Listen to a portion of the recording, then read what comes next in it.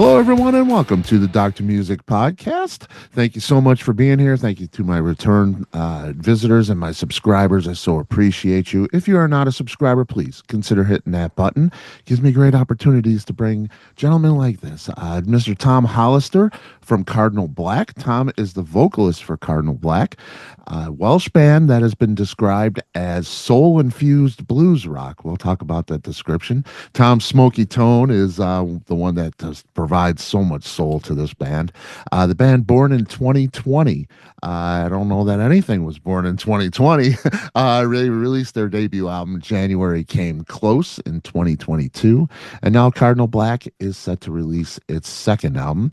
It's called Midnight at the Valencia, and it comes out May 23rd via 30 Tigers. Tom, it's great to have you. Scott, how are you? Thanks for having me, man. Doing great, man. Doing great. I love this band's story. It's so cool. Your very first show attended by Steve Winwood. No pressure.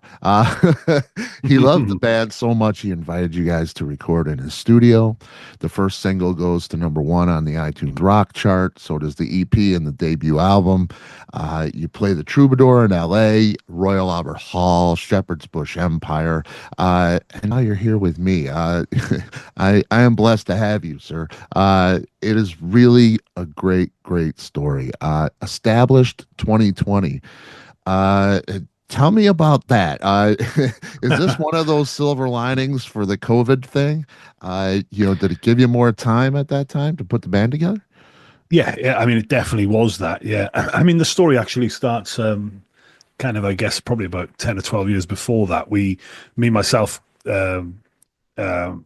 Chris and Adam, the drummer and guitarist, kind of knocked around in a band way back when. I used to play bass and it was terrible. If you ever catch any footage of me playing bass, then you realize why I'm not now. Excuse me. Was that Tom Hollister Trio? Yeah, but I'd rather not push people towards that because, I don't know whether they're going to like it. But I guess the one big takeaway from that was the fact that some of the songs on January Come Close, the first record, are basically 10, 12 years in the making. And COVID 2020, and we'd played together all, even though Tom Hollister Trio had kind of split up after probably about a year and a half or something.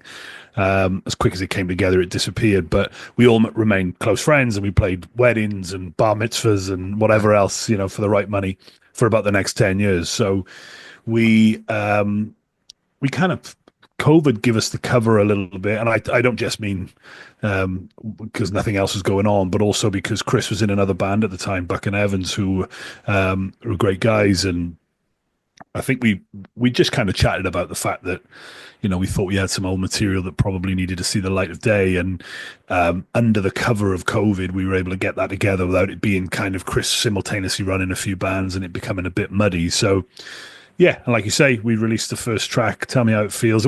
We were really conscious to try and get everything packaged together nicely and out in one bulk, release, and rather than the kind of big things coming soon and then nothing really happens for a while.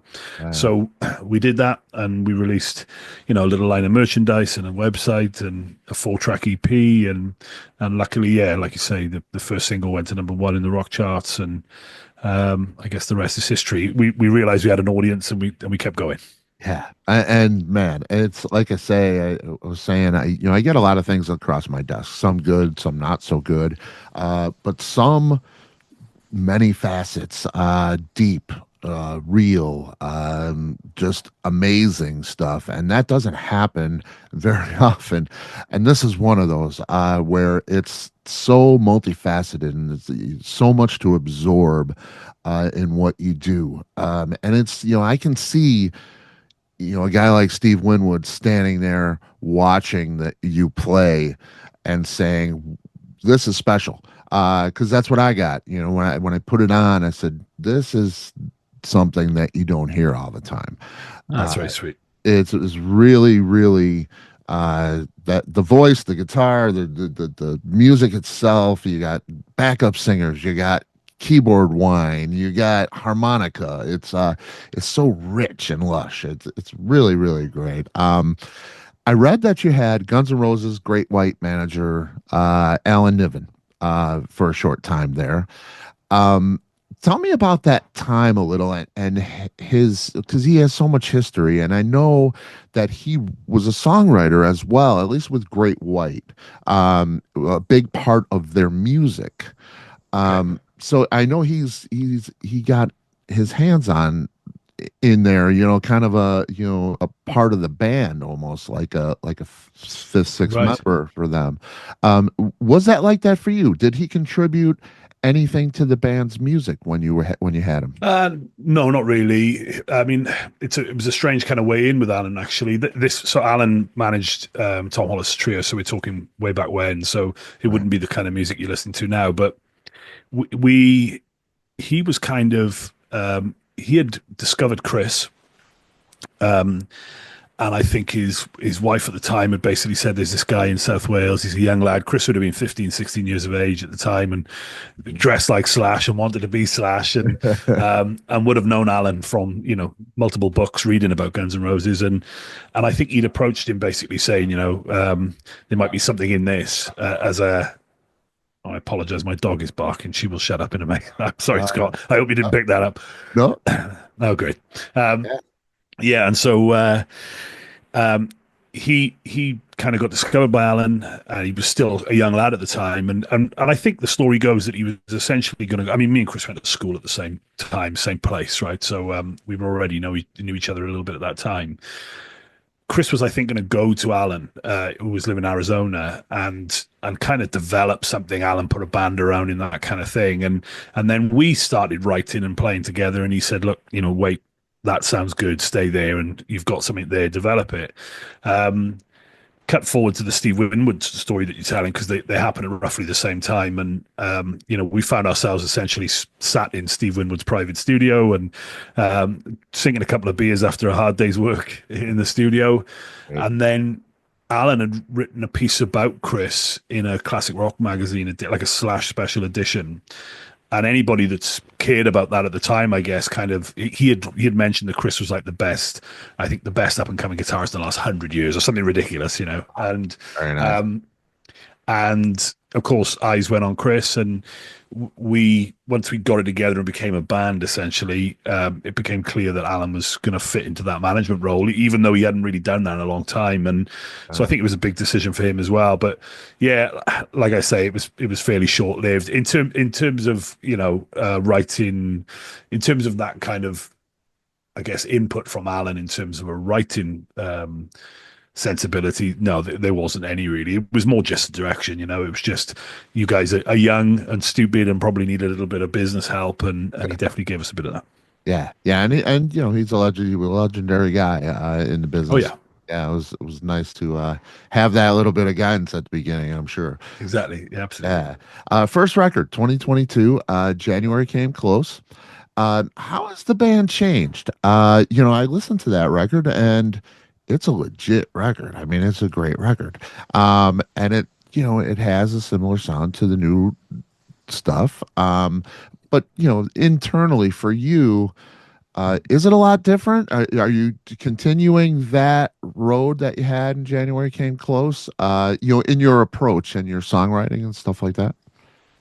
Yeah, I mean, it sounds like us. I hope, I hope, Hmm. and I can't imagine we're going to be able to get away from that really for a long time. But we definitely angled towards Chris. Chris found some success on the guitar, and his YouTube channels kind of took off a little bit. And I think subconsciously, even though we were writing, I mean, that first record was a mixture of probably 40-50% old stuff, 40 fifty Right. percent new stuff. So it was more of like a blues rooted sound, I think. And there was a subconscious angle towards letting Chris play a lot more, I think, and trying to kind of take advantage somewhat of the fan base that he'd already secured. I mean, even going into the band, and this is to his eternal credit, we even discussed whether or not we wanted to be more like a Joe Bonamassa style thing. A lot of not take anything away from Joe's voice and his ability to write songs, but a lot about his guitar prowess and a big band behind him.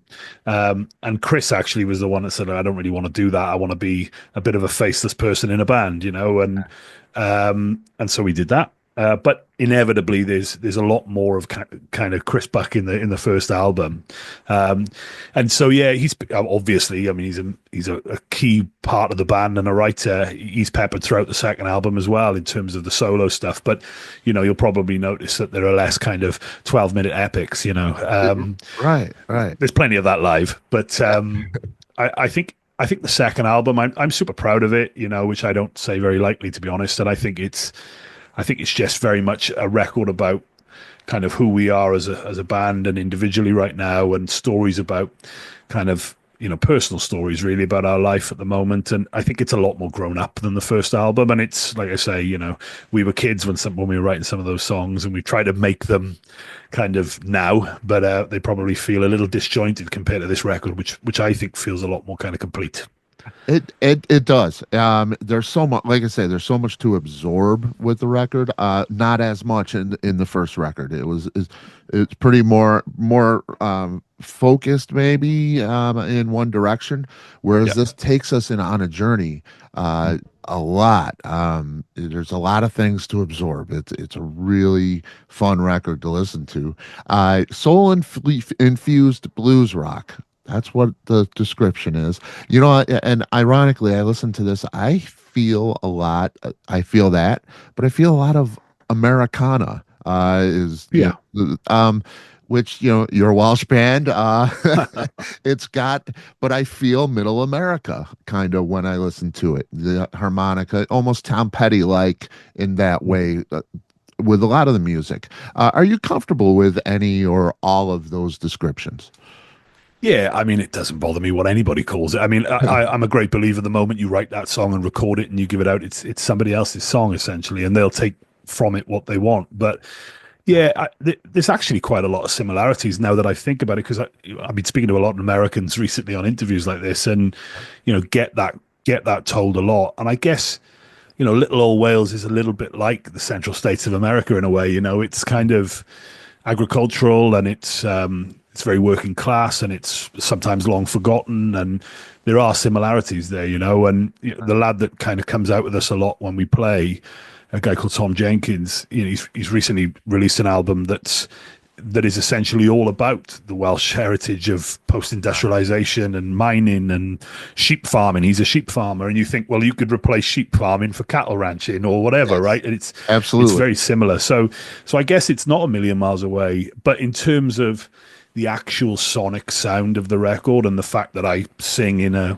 mid-Atlantic American twang, which I just have since I was a kid, I've never really that must be from influence, right? Like I grew up with American songbook writing, James Taylor, Joni Mitchell and Paul Simon and Carole King, and that's my love, still is my main love, I guess. And so it was inevitable that I would try and kind of strong arm that into the sound at some point, but yeah, I think that's the routing that you're probably hearing there. Americana is probably, what kind of is an all-encompassing sound for it, I guess. It's but like I say, I mean, you guys do so much. There's so much to absorb.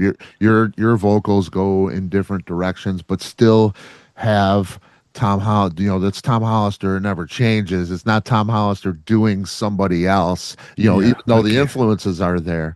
But it's just, man, it's just such a fun record. It's really, thanks, man. Thank you, sir. It was really great.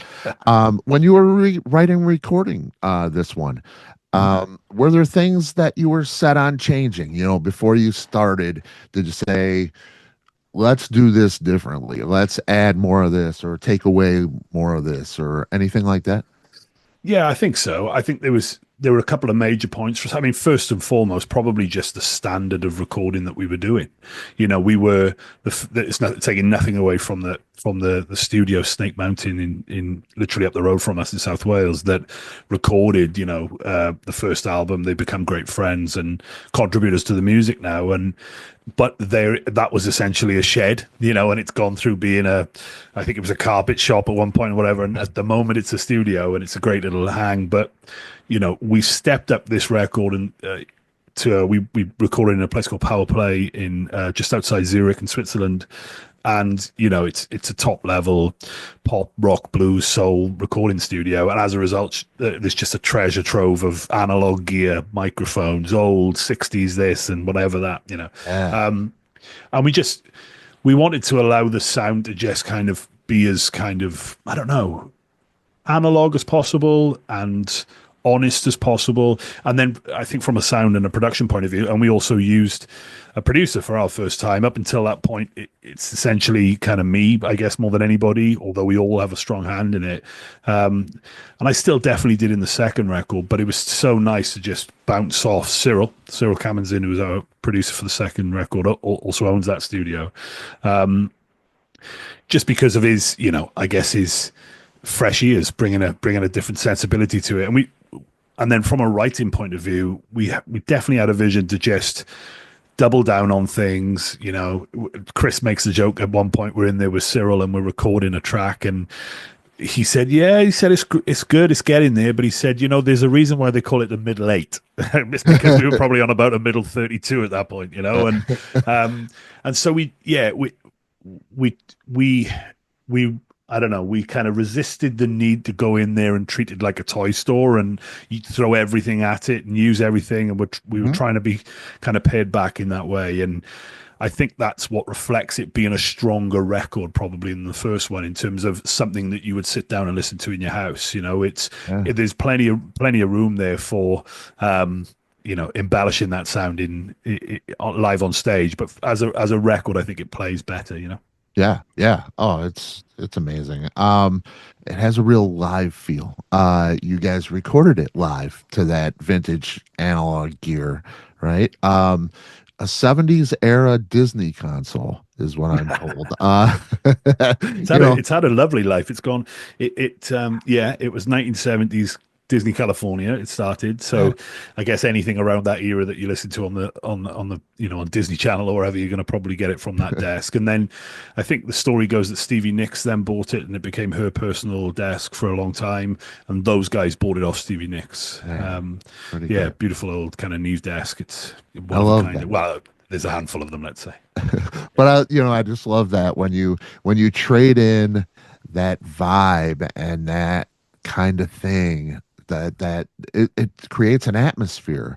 It creates a tone for what you're doing, as opposed to using the gear with all the new technology that makes things a little bit easier. Probably if you don't use the 70s era Disney console and use the advancements, it's probably a little easier, but you took that route of getting that mood. Yeah, and I think both have their place. I think that the workflow of more modern systems is so brilliant when you want to just get through things quickly, make adjustments super quick. You're not working to tape and things. But yeah, you can't beat it. I mean, the problem with it is, unless it's incredibly well maintained, which honestly this one is, all the gear we use there is, the issue with it is that you're throwing a couple of hours a day away to crackling pots and whatever, because this thing's ancient relatively, right? So but then the trade-off is that it just sounds great, and it does give you more than just an atmosphere or a vibe through the sound, but as recording musicians in that moment, we wanted to make sure it's residential. It's a beautiful studio, it's residential. We were over there for probably about 3-4 weeks in total over a couple of sessions, and even that, you just soak up that kind of the love and respect and history that's been played down each one of these cables and microphones and into this drum kit, whatever. So and then you kind of have that reverence for that gear, and you think, well, I've got to the bar has been set very high, I've got to try and get over it, so hopefully we did it justice. Yeah, it's kind of like, walking into Abbey Road or, Muscle Shoals or, any of those historic places.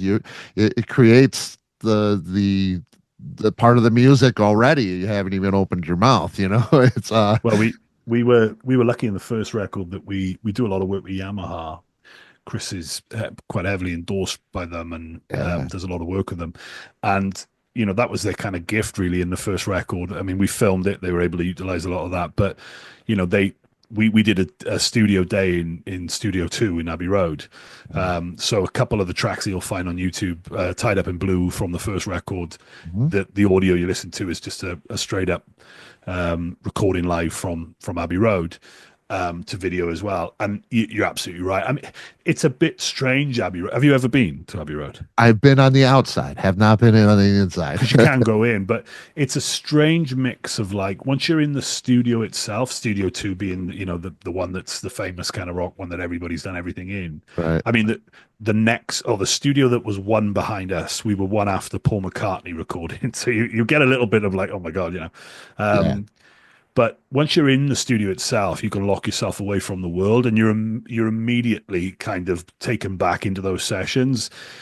It's the strange mix of when you walk in off the street from where you would have seen it, Right. you're into like corporate land. You go in and it's like desk, hello, how can I help you? Let's sign in, let's do a safety brief, whatever it might be. And if you can get past the feeling that you're one of 3 million people going into the studio that day, it doesn't have the exclusivity as well. Like we've often worked in Rockfield Studios, which you may have heard of. I don't know, Man, it but if sounds not, yeah. so Rockfield is shout out to Rockfield, but Rockfield is based in Monmouthshire in Wales. It's literally down the road from where we live, and it was the first residential studio in the world. And it's Bohemian Rhapsody was written there, Coldplay's Yellow, What's the Story, Morning Glory, Oasis. A lot of Oasis stuff was done there. Huge Black Sabbath. Loads and loads of artists were there. But yeah, so and it's just not commercial at all. I mean, it's run as a family farm essentially. Still still by the same people, That's so and cool. that's cool because you can just kind of rock up, fall off the street, go into it, and that's a great feeling. That is really cool. That is really cool. You guys present yourself as a three-piece. I see photos. It says, they're the Cardinal Black, a three-piece. Chris Buck, Adam Roberts, and yourself. I see a few clips, live clips. You have a bass player, you have a keyboard player. What is there a reason you present yourself as a three-piece? Why you don't have permanent members for bass and keyboard? Yeah, I mean, good question. We're kind of, it's a blessing and a curse in some ways because the guys that have played as session players with us over the last couple of years have done probably over 100 shows with us. So it's easily forgivable to see that live and say, well, actually, these guys are core members of the band. But we, fundamentally, those guys aren't involved in any of the writing or anything. Sam, the bass player, was and kind of moved aside from the band a few months ago in pursuit of a, in inverted commas, normal job, and a normal life. And it's a tough old industry, and I don't blame him at all. And best of luck to him. And so it was kind of the four of us really as the core members. So older marketing materials you probably would have seen with Sam on as well, the bass player. But the thing has to keep moving, unfortunately, or fortunately, and other players come in. But the key writers and the key day-to-day runners of the business and everything else are me, Chris, and Adam. So yeah, I don't know really. I suppose it's like, I mean, I've got a poster on the wall behind me. It's a Dave Matthews poster, and it's, that's a perfect example of a band that have a couple of core players and then 15,000 other players that just come and go and whatever. We're not against them being in kind of promotional materials really, but it's, those guys have exciting careers as well and are far too good just to be playing with us, frankly. So that's it. It's very much more of kind of a blues feel, I guess, than anything else, is that we keep it really tight to the three of us, for the majority of the working week, and then play with other people on the weekend because we're not good enough to do it as a three-piece. I don't know about that, but that guitar player of yours, he's something. Chris Buck, he is a weapon. I think about that, and I'm like, because he plays so many things, and he's so patient, and he can shred with the best of them, and he can play that David Gilmour one note vibrato thing that has its own voice and speaks, and it's just I listened I remember when I first started listening to the album, I'm just saying to myself, there was only one word that came in my mind, and it was it was like a meal. It was just so so thoughtful and just really well played. So you get a guy like that. Is it harder to write for somebody when you got a player that's that good? Is it harder to write songs for somebody like that, or is it easier? Because he can do all of those things that anything you want to do, he can probably do it. Um, does that make it easier or harder? I mean, firstly, it's pretty much the only thing I've ever known. I mean, like I'm incredibly spoiled to have Chris to my right hand side, Yeah. and really not appreciate it most of the time. I mean, I do. I'm joking, and I know that he's an incredibly gifted player. But first and foremost, he's Chris, my mate. You know, we've Right. got kids at roughly the same age that we take to the park. You know, it's you forget, I guess, being around it all the time, that you've got genuinely a world class player there, and Yeah. you, he's a real example of someone that's kind of grown into that instrument as well. You know, when we started knocking about, it was Slash, it was Stevie Ray Vaughan, it was all great players, by the way. I'm not saying that for a second, but Right. also rooted in that kind of power blues thing a lot, and whatever, Yeah. and then we kind of grew into people like Derek Trucks a lot together and things like that. And you'll hear Chris. I guess his signature move is that kind of faux slide, bendy. Sounds like he's playing with a slide at times when he's not, and Yep. he's so reserved with his playing. And yeah, like I have the privilege in rehearsals when you say, go on Chris, take it up to fifth gear, and Yeah. yeah, you can play the fast stuff like everybody else as well, but he's all about the song, he's all about the record, he's all about Yep. what is needed, and often it's the notes you don't play. And Yep. for someone to have that sensibility at a relatively early age, because I mean he was nearly there 10 years ago, right? But and he's still now, I think, only about 12. But yeah, he's incredibly easy to write for, and we just, Great. with Adam as well, like that's all I've ever known. And so he's a step ahead all the time, as is Adam, as am I to the other person. You know, you kind of know, right, well, there's a middle 8 year, or we're going to push to a bridge, or whatever that might be. And that just makes, I guess, our workflow really quick. And then it obviously makes us play quite tightly on stage, because I know when Chris flicks his heel, or he looks a certain way, or there's something's not right, perhaps, because often it's live music that happens, and I could try and fix it, or I can try and cover with something while he's whatever this thing is, and vice versa. And they there's a magic to that. I think that if you bumped into a musician tomorrow, you struggle to get. And yeah, I'm grateful he's to my right hand side and nobody else's, frankly. Yeah, but I don't forget that I mean, again, to his eternal credit, Chris, he never really kind of plays up on that at all. Yeah. He knows that he's as good as the song. Yeah. And the song is the conduit to people, the vehicle for people hearing his guitar playing. And he's never strong-handed things in the studio and said, "Hang on a minute, step aside, 3 minute solo." Right. It's not needed. So, Yep. yeah, he's a class act, old Christopher. Yeah, and that's what Steve Winwood saw. When he saw you, that's what I hear when I put the record on. It's patient, man. I mean, I know, Chris kind of was what brought me to the record. And then I heard it, and I'm like, well, he's not ripping things up through the whole record at all. It's extremely patient. He's playing, these quiet parts that are just amazing, pick Yeah, techniques and all kinds of stuff that is just very subtle, but very, very schooled. I mean, he's just a yeah. immaculate player. Uh, I mean, but he is a nightmare on a tour bus. So, I mean, he can't all be perfect. I mean, I love it. You got a few more minutes, Tom? oh man, I really do. I'm so sorry. It's just this hive. It's like whatever time it is. What are we now? 5:30 in the evening. We've got people coming home from work and pizzas being delivered. I'm just like, I don't want it to annoy you, basically. No, Yeah, I don't hear anything, man. These microphones are great. great. Yeah, if you got a few more minutes, I got a couple more for you. Yeah, man. Of Okay. course. 2162 Taylor Road in Penryn, California. That is the address of the Valencia Club. Of course, the record, the title of the record, Midnight at the Valencia Club.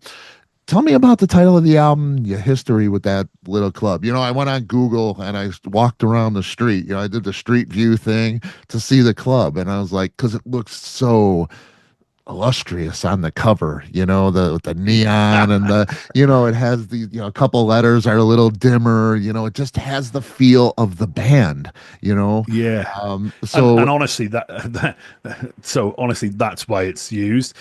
I'll tell you a little secret. We've never been there. really, wow. Yeah, so I mean, I wish I had a better story, and maybe everybody in my kind of PR team saying make up a better story now. But the truth of it's actually quite funny as well.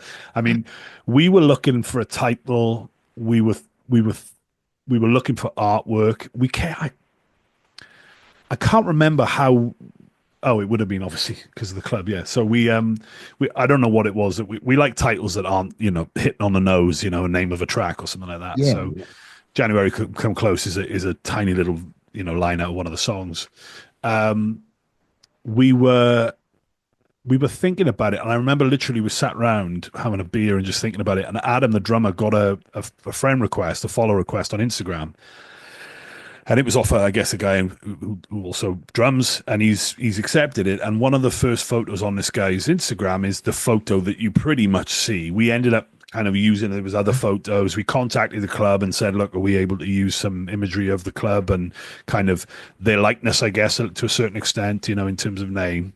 And they were keen with that. They were overwhelmed, so that was great. And we just liked it for the reasons you like. I like it's a neon soaked dive bar. It's evocative and it's kind of romantic and it's got all the and that's that fed into, and then obviously the name stemmed off that. We seen the Valencia Club and we're like, well, the Valencia Club maybe not, but like we were thinking like we released a little EP just to kind of tide things over late last year, and we called it Welcome to the Valencia. And then we thought, well, we'll just make it this whole like I don't know, little package kind of trip down the road into the Valencia. And then we obviously called the album what we did. But and we just, even like Midnight at the Valencia, we were like, it's kind of neon beer soaked, it's kind of like a dive bar. It's supposed to be a nod to, the kind of, the term, right? Like the 10,000 hours, the kind of doing all the work and digging in, and it not being an overnight success and whatnot. And kind of the working class band thing. Yeah, just all the different pubs and clubs that we've played in and got bottled at and all this kind of stuff, and we've maybe found our feet a little bit. And yes, we wanted something that kind of encapsulated that 10,000 hours in a picture. Hopefully it does that. But I wish there was a better link. But we're actually, because we're on tour in the States and Canada in August, and there is a little moment of time that we think we might be able to etch out a trip to go and knock on the door and take a pint. So that would be great. I mean, they probably have no idea who we are. We'll walk in and tell them the story. They'll just be like, I don't care. Yeah. But it was, I mean, we read more into the history, and it seems a bit crazy. It was something along the lines of the place got kind of discontinued after a while. They weren't making any money, and then some like ex-rodeo rider took it over and was like illicitly selling booze there or something. I don't know. It just sounds crazy. So yeah, we might have to pop in and out, spend a couple of hours, I think. Yeah, definitely. That'd be cool. It's great. The song Adeline, on the new record, song written for your daughter. We got Push Pull, written the day Chris lost his father. These are, very, very personal things and very powerful songs, and different in a lot of ways. That's important. That was important on this record, wasn't it? To put a piece of yourself, your personal lives, a little bit in this record. That was done very intentionally, wasn't it? Absolutely, yeah. I don't really know another way of kind of writing music, to be honest. Like, I've been offered to do writing sessions with other people before, and I really don't know, from a lyric standpoint. I'm not sure how good I would be at that, but yeah, we tend to write music first, and the lyrics always come second. But for me, I've always liked to write about a moment in time, and it can literally be a moment in time, rather than it be broad themes of love and whatnot.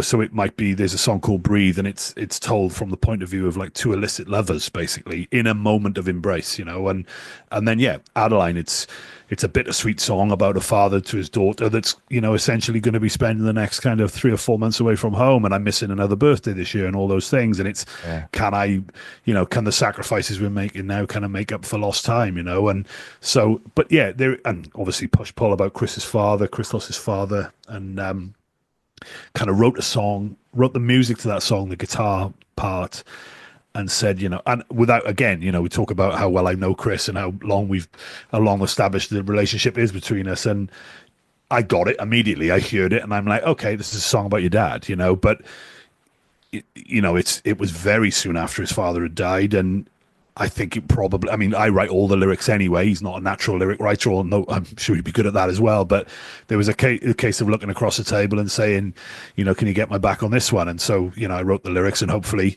expressed kind of how he was feeling at the time. But yeah, one of my favorite artists of all time is a guy called John Martin, who, if you don't know, then please check him out. But he's long since passed away now, unfortunately, and lived an absolutely crazy life. But incredible voice. I mean, if you do get into John Martin, then get into the earlier stuff, But he kind of lost his way in the end. But there was a documentary I seen about him once on the BBC, and they talked about how John Martin didn't keep a diary; he just wrote songs, and that's kind of how I feel. I'm actually I'm a big old bloke. I'm 6'4", I'm about 22 stone, but I'm extremely emotional bloke at times, and songs have always had the ability to move me in that way, and yeah, and I find it quite easy, really, to kind of try and evoke that emotion on the page. Yeah. And that's not in a boastful manner. I just mean that it doesn't bother me to do it. Let's put it that way. So yeah, a lot of those songs, in fact, pretty much every one of those songs, about quite emotive things, really. Yeah. And about personal things. The first song on the record's about, one of my best friends in the world who joined the military and is now with the special forces, and was a bad, naughty boy, and kind of sorted his life out, and has toured around the world and has got an incredible career now, and they're personal stories. I hopefully that does come across. Yeah, I think it does. Yeah, and I mean, like I say, listening to it, it felt like that middle America feel for me. Growing up here, it was it's down home. It's personal. It's a warm blanket too. Very comfortable way of hearing these stories. Really, they're relatable stories, right? I mean, everybody's lost a parent, and or a loved one, and people have gone through breakups, and people have friends who've gone off to the military, and and people have gone through rough times in their relationships and whatever that might look like. And so I'm not trying to reinvent the wheel here, but they're maybe because of that they're quite relatable. Yeah, no doubt, no doubt. I want to talk about the videos a little bit. Please. The latest one, Need More Time. Again, it reminded me of, cruising along the California coast. I'm in middle America in Chicago, but Okay. it was very simple and fun and free, and it had all of those things that, I can relate with. But you're on the Newgale coast in Pembrokeshire. Yeah. And I sound like a Yank. I know I do. No, you've nailed that. Newgale, Pembrokeshire. Yeah, that's exactly right. I mean, there's some hard ones to say, but that's a relatively easy one. I'll give you that. Yeah, that's about as much as I can handle, probably. Yeah. 65 Ford Mustang in the video. Just a really cool video that really relates with the song too. It's just you got the band in there, and it's just great. Keep on Running, very, very different. Molly Windsor from the BBC's hit drama series Three Girls is there. It finds the band in what appears to be an abandoned building and a church. It's a little heavier theme. Oh, much darker. Yeah. So, like I say, a lot to absorb with what you do. It shows through in the videos. Are these fun to make? Do you like them? It used to be I'd ask musicians about videos, and they're like, "Oh God," I played the song 850 times that day for 16 hours straight. It was a disaster, and I don't want to do video anymore. But this, I mean, especially need more time. Looks like a blast. Do you have fun I doing mean, these things? oh yeah, like I really do. I think like it's fun to be creative. Look, we're all working class boys who grew up with most of our families down the mines. Yeah. And my grandfather, who's now 98 and worked in the mines most of his life, would still say, "Yeah, it's not digging coal, is it?" You know. And so the next time, some prancy musician tells you they've had a rough time for playing their song 60,000 times, tell them my grandfather said it's not digging coal. But Right. so yeah, there are worse places to be than on the Welsh coast in a '65 Mustang. No I think doubt. they're great fun, and I think it's an expression of creativity, and it's just part of it. There are bits of the music industry that are a pain in the ass, frankly. But Totally. again, what job isn't, right? But that's one of the good ones. I mean, that keep on running, hanging out with Molly. Molly was happened to be a fan of the band anyway, and Yeah. if you've got a BAFTA winning, lead actress in the realms of your fan base, you try and get her into any kind of acting role you can get. Unfortunately for Molly, as much as an amazing job she did, we essentially made her run around an abandoned nunnery for a few hours. I'm sure her skill set is much better than that, but It's yeah, great though. yeah, but you're right. Yeah, no, I love doing it, and I think it's fun. And we work actually with a team who are partners, both business and personal. Sean and Lewis, Trigger Happy Creative, and they essentially do everything we do visually. So if you like the look at it, then they're to blame. So Yeah. there we go. Excellent. It's excellent. Do you have another one coming? Yeah, we recorded one. Excellent. You know what? You'll have an absolute exclusive here. We recorded it. What day are we now? We're Friday. We recorded it Tuesday, and Wow. it was at the Port Talbot Steelworks. So Wow. the big, which is recently kind of closed, and there was about 2,800 jobs lost there. Port Talbot Steel is a big steelworks, and it's one of the kind of Yeah. major steelworks in the UK, and they're redesigning it for more eco-friendly kind of blast furnaces, which will reopen in a few years' time. But at the moment, it's this incredibly eerie place to be, where you see an almost completely decommissioned, huge 13-mile site, Wow. and yeah, they were very kind to let us go in. I think we will literally be the last people to ever record anything, and there've been major programs recorded there because of what it is. Right. Top Gear, the car racing program and whatnot, they've all done stuff there, but we'll probably be the last. Well, we definitely will be as we speak. They're ripping down part of it, so Wow. that'll be out. I don't know, soon. I don't know whether I'm allowed to say, but very Right. soon. Yeah, Right. yeah. That's great. That's great. Yeah, because I really enjoy what you do in the videos. Really fun to see you guys. Thank you. Last one for you. Standing ovation as an opening act for Peter Frampton at Royal Albert Hall.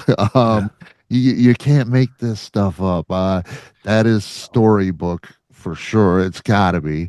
It's one thing, you get a standing ovation as a headliner. It's not expected, maybe, but it's a thing. You're an opening act. Half the people or more probably don't know the band well, yeah, if at all. yeah, It's so impressive that the people there are blown away and a standing ovation at Royal Albert Hall, which I've been in. It's just an amazing place to be. One of those things like those studios. One of the biggest moments of your career. Is there anything that could yeah. I possibly mean, eclipse that? I mean, com- completely.